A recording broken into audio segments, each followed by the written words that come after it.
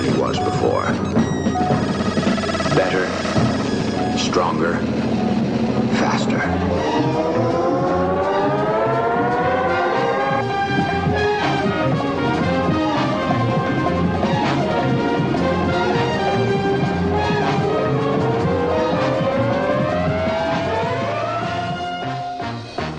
Good morning, Bucknutters. It is Tuesday, December 22nd, 2015.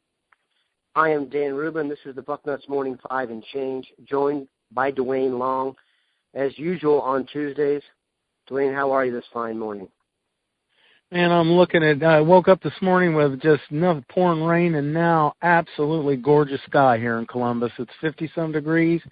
It's very interesting considering this time of year. Absolutely gorgeous outside. I remember as a little kid, used to pray for snow around the holidays, and now it's sunglasses. So global weirding, have no idea. Mr. Bucknuts is not going to write the bucket this week to talk about global warming. I don't even understand the whole concept, so we're not going to get into it.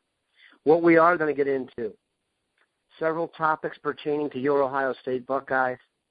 The first one, Duane and I have talked about this ad nauseum throughout the year.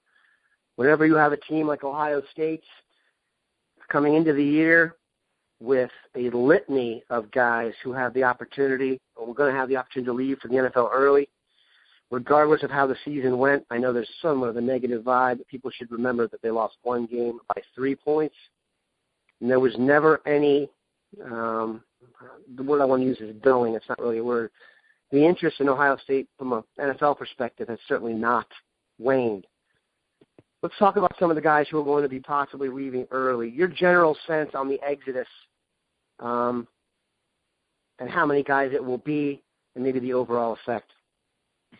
Well, I look at it this way. You know, we're talking about there are 8 guys that, from what I know right now, I would say they're all going. You've got Bosa, Zeke's going, Cardell Jones, we knew that. It sounds like Darren Lee's going to go.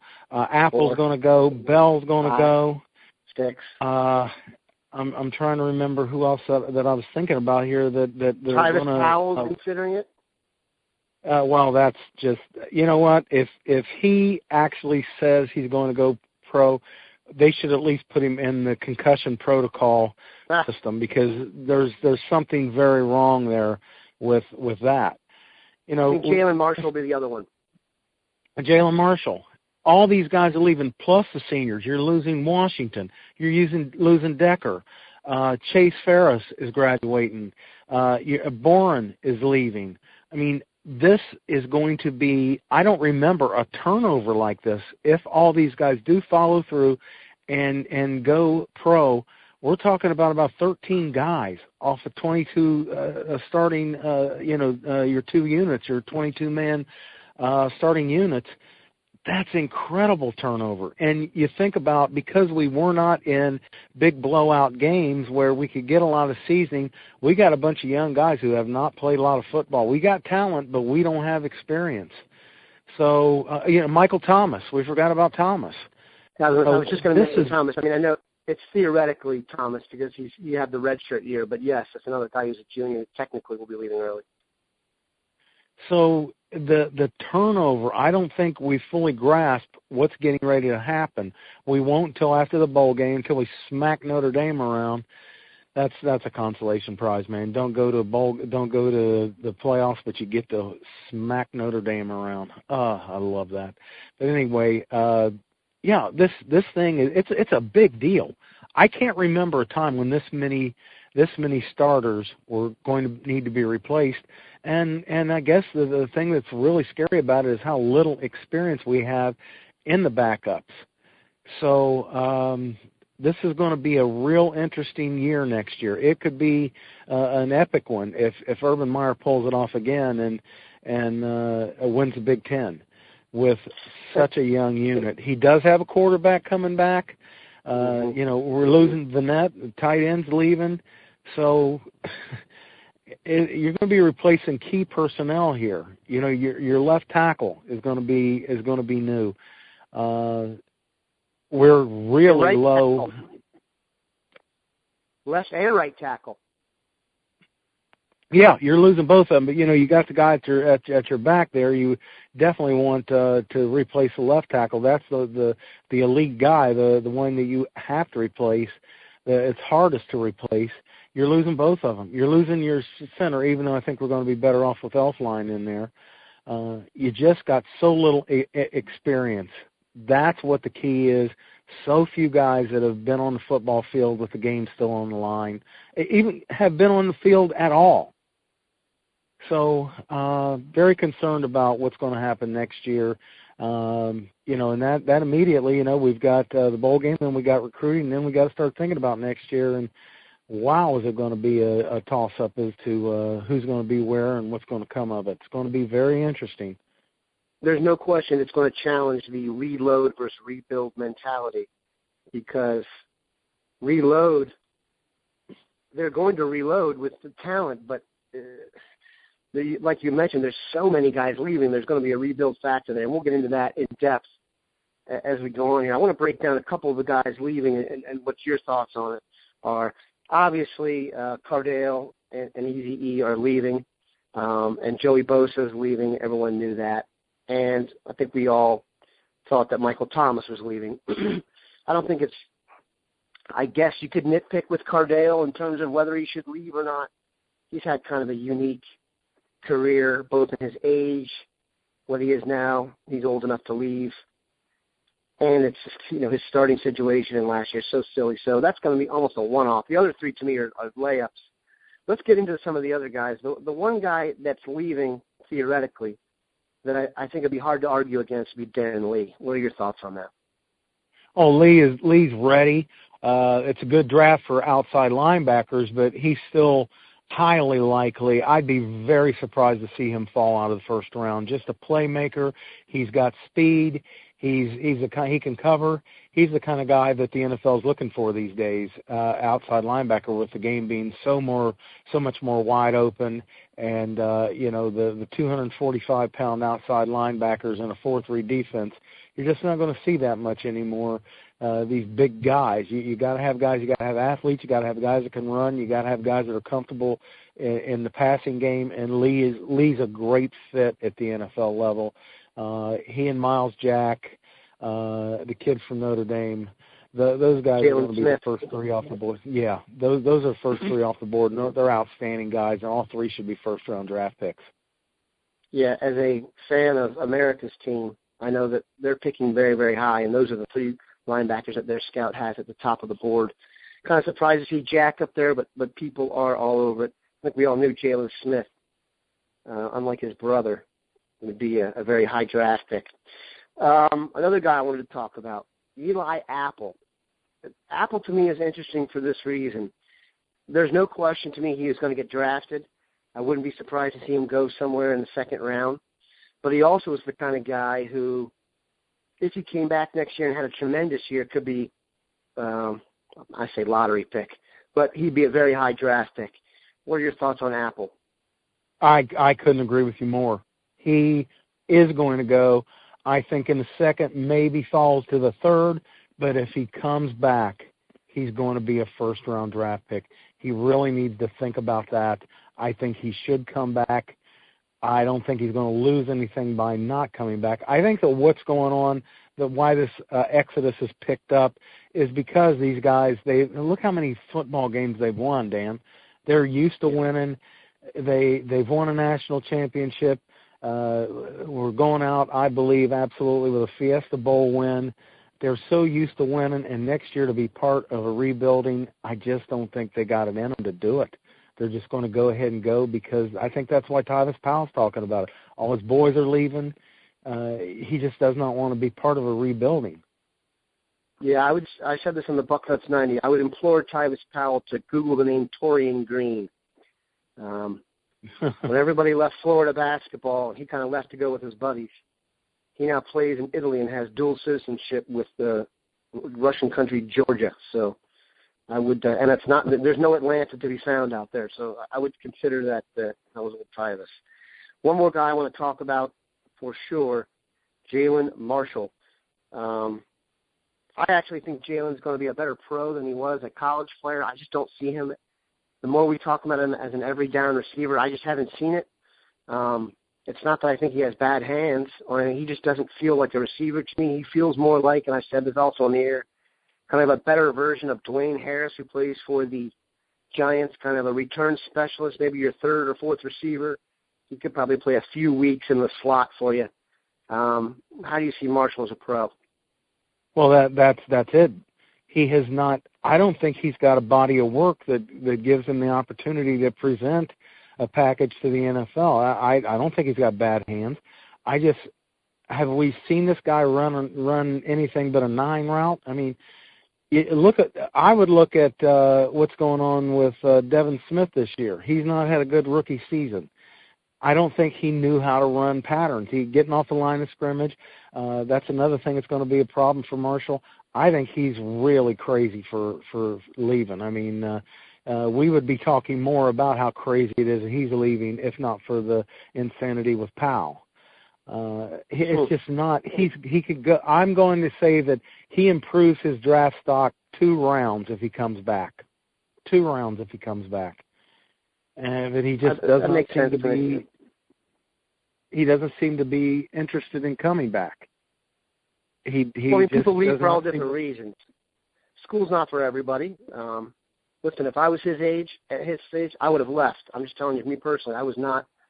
My age, when it was school time, I wish I could have gone to college at 27, but it's not for everybody. And I will say this: he does have NFL talent. This is not a guy leaving who, and no offense to Tyvis Powell, I'm not sure Tyvis Powell will make the NFL.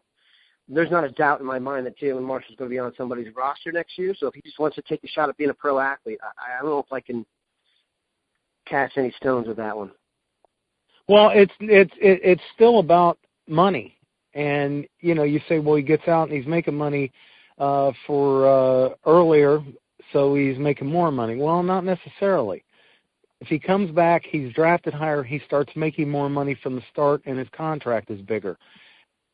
I don't, and he's around longer. I don't think he's had much experience as a receiver. He played quarterback in high school. I just don't think Jalen Marshall's ready. I think he's going to hurt himself financially over the long haul. He would be a better football player if he came back. There's no question about that. Obviously the combine is going to be a Buckeyes extravaganza this year, and the draft too. But Marshall is one of those guys I really want to see go with the combine because his size, speed ratio and strength is going to be off the charts. I could see him. That's where he's going to make up. That's where he's going to make up a lot of room. And I think that's what a lot of these guys are counting on is the fact that they're going to test out as athletes so high, and they go in, they do good on the intelligence test, and they've got no red flags on their background.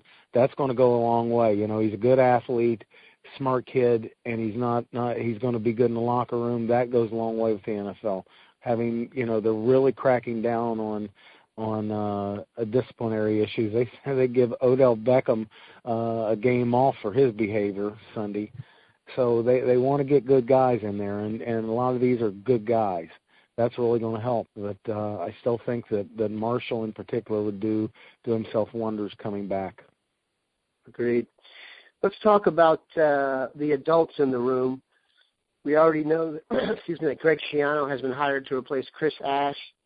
I don't think, and we've talked about that at length, I don't think anybody could cast any aspersions on that hire.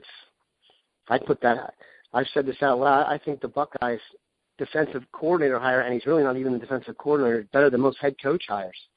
So that's certainly a statement of the program. But the question really is, and the matzo ball hanging out there for everybody to talk about, Tim Beck. There's avatars on our site of people besmirching him. I'm not sure it's fair, the amount of blame he's gotten for what went on for the season, but people look back at this season and see the offensive sputtering as being, I think, the main culprit for them not getting the chance to defend their title. 1, would you replace Tim Beck if you were Urban Meyer? And 2, do you think he'll be replaced? What I think is going to happen is I think Meyer's doing the right thing. Don't do anything until after the bowl game. Let's see what happens. Then you've got a hard decision to make. Do you look at the season as a whole, or do you look at the last couple of games when the offense did start to work? Because I think change is the one thing that's in his head, in Urban Meyer's head. Not who he hired, but just the fact that he had to change. He had to go to a different guy. Everything was different. Have they just now found their stride? I think that he's got to take a hard look at that and say, okay, everything's working really well. Why make another change? I think that's going to weigh heavily on his decision, is that do we want to start over again? I don't know if he's going to want to do that if the last 2 games of the year the offense looks like, like the Michigan game. If we do this again against Notre Dame, I don't think he's going to. I have to say this, I have an excellent source that says there's going to be changes. Now, does that mean that they're going to be hiring and firing? I don't know. Just the word changes has come up, and my source is pretty solid on this. We'll see what's going to happen. I don't like anything. I go back to the Michigan State game and saw a coach that was clueless. I mean, it just does not make any sense that coach is somebody we win a national championship with. That's you got to look at the final 2 games, and if the offense is working well, it makes it a harder decision. But I would go ahead and pull the trigger. But let's keep this in mind too. Who's going to be available? Are you going to have a guy? I don't want to hear this Mike Locksley talk. I don't want him. If he even tries to cross the border into Ohio, I'm going to meet him. I'm going to take him back out. No, I don't want that guy anywhere around our program. If we find a guy that you just say, okay, this is the next generation, this is the next Herman, then that is going to impact my decision greatly if I'm Urban Meyer. If I've got the guy, before you start firing people, find out who you got. What your opportunities are, who's available. I think that needs to be factored in greatly. I've got the guy. So last year, when we knew Herman was gone, I went and crunched some numbers, some NCAA numbers, with the idea we're going to go after a younger offensive coordinator who's a little bit more up to speed. So I crunched all the numbers in statistics that I think, and I'm not trying to be all eye about this, statistics that I hold, really valuable. A lot of it was based on third down efficiency, number of third downs. You don't want that to be as high, kind of. The name that got spit out last year was Lincoln Riley, the offensive coordinator at East Carolina. He went on to be hired at Oklahoma, and they had a decent offense this year. This year, when I did those numbers, the name that pops out is Tyson Helton, who was the offensive coordinator at Western Kentucky. He's actually the brother of Clay Helton and the son of former NFL coach Kim Helton. This guy, Western Kentucky, has that offense that would really help them. So everyone, you want to Google who I think the next offensive coordinator should be. If you want to go for the young guy, look for Tyson Helton. That's a little off topic there. We talked ad nauseum yesterday about recruiting. I want to kind of combine these 2 questions into one at the end here. We talked a lot about defensive tackle recruiting. There are many people on the board who feel that Larry Johnson is past his prime, has not been able to hook a 5-star defensive tackle. Just to be clear, we are not crediting Larry Johnson solely for getting Nick Bosa and Jonathan Cooper. There's other factors that went into getting those guys. But there's been concern about Johnson and the recruiting up front. I have to admit it doesn't concern me one bit, but there is concern. Do you see there being recruiting issues on the team in general? And what do you see, and do you agree with the math that defensive tackle is the biggest issue right now? I think all this is absolutely ridiculous that we're even talking. How many great recruiting classes in a row does Urban Meyer have to string together? I mean, what is it right now? Number 1? Isn't it the number 1 recruiting class right now by points? Yeah, it is. And we're complaining about, and we've got recruiting problems with the number 1 recruiting class in the country. That's just crazy talk. That is knee-jerk reaction to losing a couple of players, with Kareem Walker changing his mind, and we have not hit one out of the park here in a while. And then Antoine Jackson, he's going to leave Alabama, the state of Alabama, where he's from, to come to Georgia, Columbus, Ohio. I thought, I'm thinking about the other kid. Anyway, right, I got you. You're pulling. I've tried to get this across to fans for years. Recruiting is local. It is in-state and definitely in region. That's where most of the roster, go down, just call up a roster from any school in the country and look and see where the kids are from. They're from that state or that region. That's just the way it is. Most of these tackles are in the South. And I had guys pointing out a handful of guys over the last couple of years that came from up here, Midwest, northeastern part of the country.